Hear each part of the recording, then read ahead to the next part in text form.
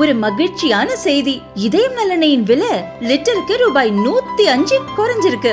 September 2023ல 1 litre இதயம் நல்லெண்ணெயின் அதிகபட்ச விலை ரூபாய் 503. ஆனா இப்ப 1 லிட்டர் இதயம் நல்லெண்ணெயின் விலை ரூபாய் 398 மட்டும்தான் தமிழ்நாட்டுல. அப்ப இனிமே எல்லாரும் இதயம் நல்லெண்ணெய் வாங்கலாம் இல்ல? இது வரைக்கும் காட்டுக்குள்ள போனவங்க யாரும் திரும்பி வந்ததே இல்ல. திருவாரூர் மாவட்டம் மன்னார்குடி அருகே ராமாபுரத்தில் வாத்து பண்ணை செயல்படுகிறது. இங்கு சிறுவர் 2 பேர் வேலைக்கு அமர்த்தப்பட்டு இருப்பதாக சைல்டு ஹெல்ப்லைன் எண்ணுக்கு புகார் சென்றது. திருவாரூர் மாவட்ட குழந்தைகள் பாதுகாப்பு அலுவலர் பிரகலாதன் போலீசுடன் வாத்து பண்ணைக்கு சென்று ஆய்வு செய்தார்.